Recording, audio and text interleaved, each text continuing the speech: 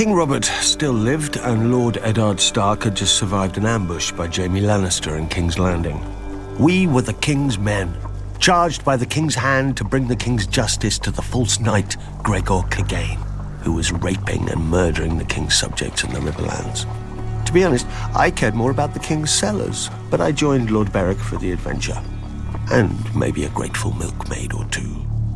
Ser Gregor isn't called the Mountain because of his subtlety, yet he took us by surprise at the Mummer's Ford. He'd hidden his men on both banks, and as we crossed, he fell upon us from the front and rear. I saw a single blow from his sword take a man's arm off and kill the horse beneath him. Many of us, though, were simply ridden down and drowned. The survivors spotted my damn red cloak and rallied around me, and we cut our way free. 100 men we'd been that morning. By dark, only 40 were left, and Lord Beric looked to make us 39 before morning. I drew a foot of lance from his chest and poured boiling wine into the hole it left, but I knew there was no hope. When his light failed, I shut his eyes, placed my hands on his cold chest, and mumbled a half-remembered blessing over his body, because he was my commander and my friend, and I didn't know what else to do. Then, I felt his heart thud beneath his breast. His body shuddered as the fire of life rekindled inside it. I used to joke that I became a red priest because the robes hid the wine stains, but the wine itself hid an unbelieving heart. When Beric's eyes opened, so did mine. I fell to my knees and praised the one true God and begged forgiveness for my ways.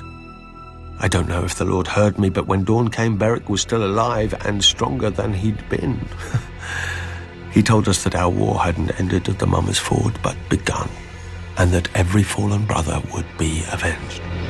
We were so few, though, that all we could do was harry the Lannisters' rear. Luckily, all they could do was kill Beric. A Lannister mace shattered his helm and skull. A noose snapped his neck after he surrendered himself to save a beekeeper and his wife. The Mountain's dirk pierced his eye through his visor.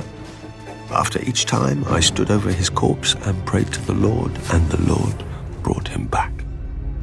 Then we heard that Robert was dead, and Lord Eddard too. We'd been sent by the King's hand to deal with outlaws, but now we were the outlaws, and Lord Tywin was the hand of the King. Some wanted to yield, but Beric wouldn't hear of it. We were still King's men, he said, and these were the King's people the lions were savaging. If we could not fight for Robert, we would fight for them, until every man of us was dead. We'd lost the King's banner at the Mummer's Ford, but then the countryside was awash with sigils and armies anyway.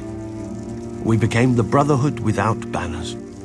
Beric led us in battle, and I led us in prayer, and the Lord of Light led us in everything. When the heralds proclaimed the end of the War of the Five Kings, none of us thought of yielding. Our war wasn't over. The generals had gone home, but the soldiers stayed. Either they had no homes to return to, or they'd gotten a taste for other peoples. The Brotherhood was the people's only defense.